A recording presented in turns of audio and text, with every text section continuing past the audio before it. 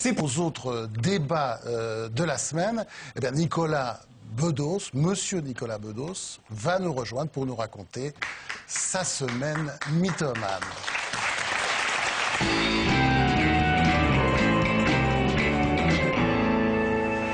Bonsoir, Nicolas. Alors vous allez encore nous faire avoir des ennuis, non? Comme la semaine dernière? Je sais pas. Je les regarde un peu parce que c'est la première fois que je vais lire un texte devant un public d'extrême droite. Non, il y en a quelques-uns, mais c'est très mélangé. Donc une semaine mytho. Lundi, alors que nous est révélé le nom des invités de ce soir, à savoir Marine Le Pen en tête de gondole, tête de turc et pour beaucoup tête à claque, je ramasse quelques conseils autour de moi. Lundi, plusieurs de mes amis me conseillent plutôt qu'un blabla prétendument malicieux et finalement convenu d'en venir carrément aux mains avec notre invité, procédant en guise de joute verbale à de véritables prises de catch, en voyant mademoiselle Le Pen valdinguer dans le décor en carton-pâte de France Télévisions, la finissant avec les dents, tranchant dans les veines pour finalement engager le pronostic vital, et ce, sous le regard éberlué des 40 téléspectateurs qui nous regardent encore à cette heure si tardive que même David Guetta et Frédéric Becbédé s'apprêtent à se coucher.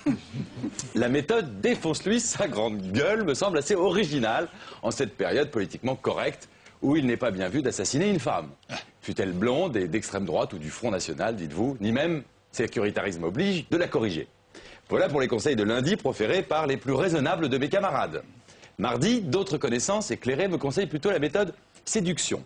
Ne diabolisons pas le FN, au contraire faisons preuve d'entrisme en pénétrant notre invité d'un regard embrasé, mêlant charme et complicité feinte. C'est ainsi que je pourrais complimenter Marine sur sa chevelure dorée, indéniablement propre, loin de la tignasse foutraque de Fadela Amara et autres Christine Boutin, avec qui je partage quelques idées, certes, mais avec qui l'idée de partager mon lit me semblerait aussi odieuse que de lire cette chronique chaque vendredi sans être excessivement payé. Non, c'est pas possible. Oui, Marine. Oui, Marine, vous avez un physique passablement passable, voire plutôt réjouissant, et c'est à nous dégoûter de la morphopsychologie, tant l'égoïsme un peu ringard et l'agressivité, tout de même, que comportent vos discours ne semblent pas contaminer vos expressions plutôt charmantes, votre sourire plutôt amical et vos yeux d'un bleu presque enfantin.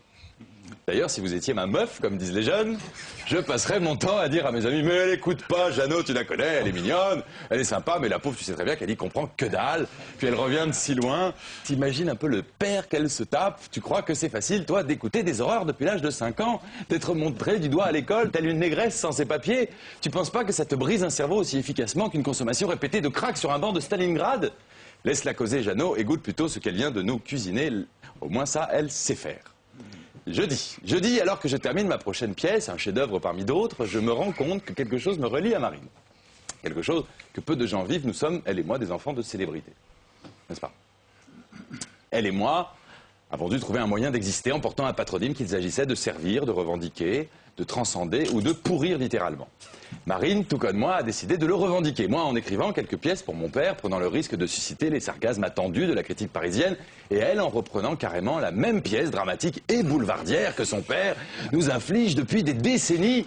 Sauf que j'ai envie ce soir de dire à Marine qu'il lui ferait le plus grand bien d'aller fouiller dans d'autres répertoires, qu'il y a des auteurs merveilleux sur d'autres étagères, et de même que la chrétienne Chichi Pompon Christine Boutin est en train de virer vers une gauche humaniste, je rêve de ce jour où Marine éclatera en sanglots devant nous en hurlant « Ça suffit, nom d'un cul, j'en ai marre de tout ce folklore de mon père et ses calembours vaseux, son petit rire un peu pervers, ses électeurs parfois haineux, ses meetings pauvres, ce vin blanc dégueulasse qu'on m'oblige à avaler, avec de vrais fachos, de vrais racistes, de vrais antisémites. Putain, je suis encore jeune, j'ai de l'esprit, moi aussi j'ai envie de rencontrer d'autres gens dans des dîners spirituels, loin de l'affreux Bruno Gollnisch et tous les sbires de Papounet. Pardonnez-moi, je m'appelle Marine Le Pen et je craque. » Me vient alors une idée qui n'est pas sans évoquer ma propre situation, et si Marine n'attendait pas la mort de son papa pour nous surprendre tous. De même que je ne sais plus quoi faire pour profiter du mien.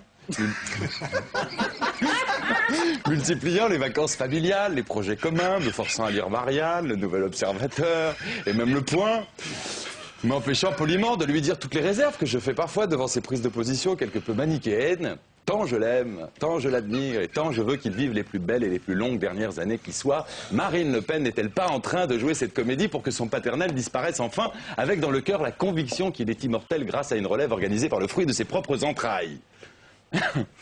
Du coup, vendredi, c'est-à-dire ce soir, j'ai envie de vous dire, Marine, entre filles et fils d'eux, retrouvons-nous à la mort de nos pères respectifs. Allons nous bourrer la gueule dans une boîte à chagrin et trinquons à votre différence future. Dégolons nos whisky sur tout ce qui vous fait déjà mourir parfois de honte. J'en suis sûr, et ce depuis l'âge tendre. Lorsque petite, toute seule, quand la nuit tombait après le JT, vous vous disiez sans doute « Pourquoi Dieu m'a-t-il fait fille de Le Pen et pas de Marcello Mastroianni, de Robert Redford ou même de Guy Bedos? Lui, au moins, il est beau, il est drôle, les gens l'aiment, les femmes lui sourient, et puis son fils a du talent, peut-être on pourrait jouer ensemble, lui et moi, avec la fille de Depardieu et celle de Boranger, qui est très sympa. Oui, peut-être on aurait pu, je vous aurais présenté à Gisèle Halimi, à Plantu, à celui-là. Vous auriez pris des bains avec Nicolas Ray et fumé un pétard avec Jamel Debbouze, et vous ne seriez pas là à supporter les sarcasmes d'un jeune prétentiaire. Oui, la vie est injuste, Marine, mais il ne tient qu'à vous de lui donner un nouveau départ plutôt que de la prolonger dans les pires conditions, c'est-à-dire en faisant à vos enfants ce que votre père vous a fait. Voilà, pour moi, ce fut une semaine de merde, alors imaginez ce que je pense de la vôtre. Merci Nicolas. À la semaine prochaine.